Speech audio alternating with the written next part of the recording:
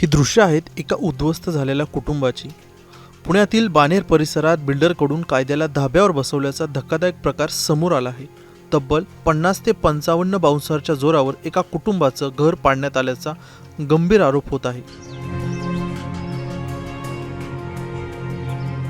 पीडित कुटुंबीय कृष्णा खवले यांनी सांगितलंय की बाणेरमधील पासपोर्ट ऑफिसच्या मागील बाजूस 4 गुंठे जागेवर त्यांचं घर होतं। 2003 साली त्यांनी ही जागा केदारी कुटुंबाकडून 3 लाख रुपयांना विकत घेतली होती। मात्र या जमिनीवर लोंढे आणि केदारी कुटुंबाचा जागेचा वाद आहे। हा वाद सध्या न्यायालयात प्रलंबित आहे। दरम्यान केदारी कुटुंबाने या जागेवर गृहप्रकल्प उभारण्यासाठी वाणी बिल्डर यांना परवानगी दिल्याचं सांगितलंय।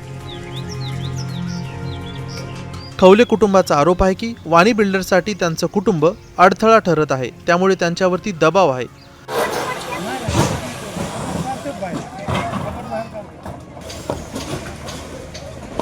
वाह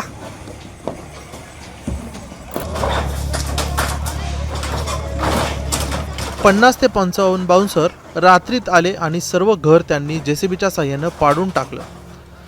पीडित खवले कुटुंब नेमकं काय म्हणालं आहे ते एकदा पाहूयात। मारलंय हाय ना भावाकडे रिपोर्ट झालाय। मारलंय पण पोलीस काही येत नाही म्हणा। पोलीस येणार नाही घर पाळल्याशिवाय।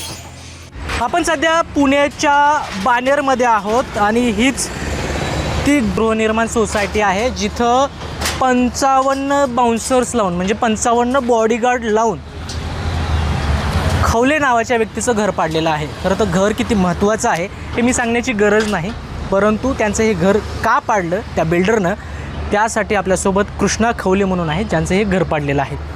सर, तुमचं मुंबई तकमध्ये स्वागत आहे। हे सगळं नेमकं प्रकरण काय आहे? तुम्ही किती वर्षापासून इथं राहता? ही जमीन कोणाची आहे आणि बिल्डरचं नेमकं म्हणणं काय? मी इथं 2003 सालापासून राहतोय।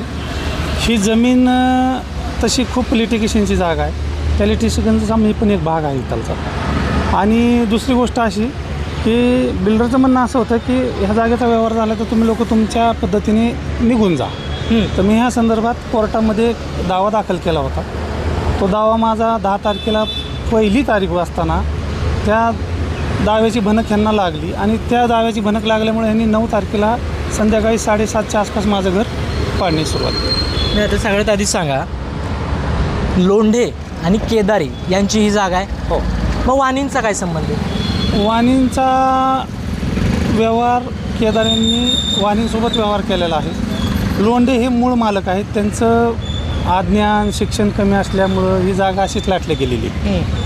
त्यामुळे त्याच्या बाबतीमध्ये मला जास्त काही बोलता येणार नाही त्यांच्या बाबतीत, पण हे आहे अस्तित्व खरं आहे की ही 100% लोंढेंची जागा होती आहे। त्याच्यामध्ये त्यांचं अज्ञान नळलेलं आहे। केदारांनी तुम्हाला जागा दिली बरोबर, तुमच्या वडिलांना। ती कुठल्या बेसवरती दिली या संदर्भात काही पुरावा वगैरे आहे? पुरावा माझ्याकडं तोंडी पुरावा होता आणि एक 2003 साली एक असं ठरलं होतं की 3 लाखाच्या रकमेवर आम्हाला घर देण्यात आलं होतं। आणि जेव्हा लोंढेंचा आणि केदारींचा वाद मिटेल तेव्हा त्या जागेचे कागदपत्र पक्के केली जातील असं आम्हाला सांगण्यात आलं होतं। नाही, आता मला एक सांगा, केदारी यांनी हे गृहनिर्माण सोसायटी जी आहे ती उभा करतायत, ती वाण्यांना जी आहे ती बांधण्यासाठी दिलेलं आहे। म्हणजे 25 ते 30 वर्षापासून तुम्हाला या जागेवरून जाण्यासाठी काही नोटीस वगैरे काढण्यात आली होती काय? काही नाही, नोटीस नाही, काही नाही। तोंडी व्यवहारांचा धमकीवाचा बोलणं आलेलं होतं एक 8-10 दिवसापूर्वी। आणि 10 दिवसात मला वाटत नाही की 25 वर्षाचा संसार माझा 10 दिवसात निघेल इथून।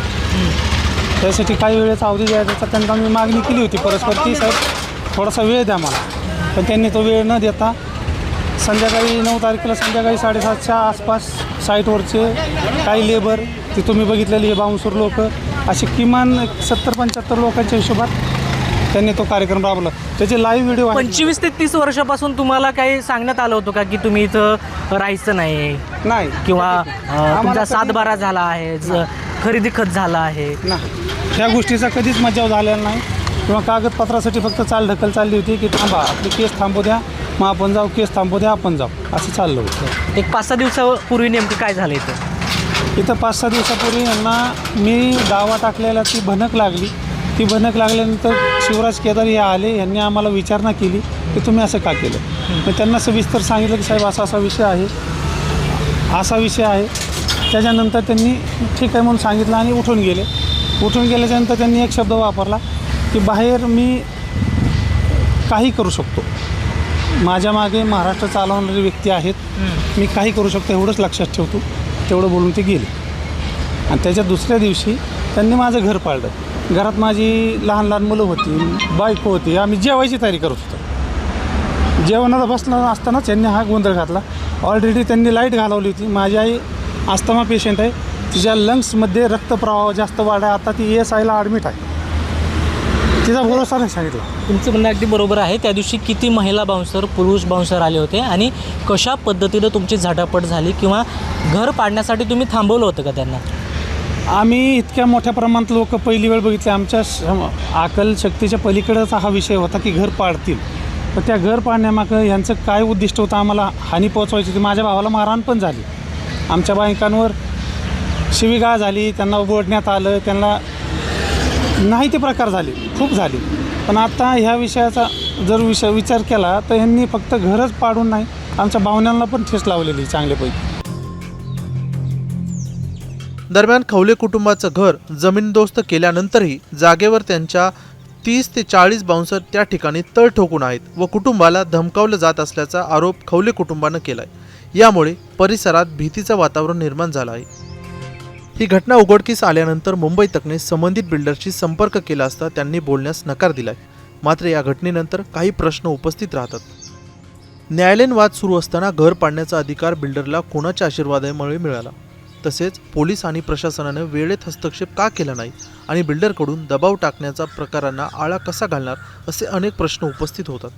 बाणेरमधील ही घटना केवळ एक कुटुंब उघड्यावर आलं नसून कायद्याच्या अंमलबजावणीवरच प्रश्नचिन्ह उभं करणारी घटना आहे. या प्रकरणात प्रशासन आणि पोलीस काय भूमिका घेतात याकडे सर्वांचं लक्ष लागलं आहे. मुंबई तकसाठी कृष्णा पांचाळ, पुणे.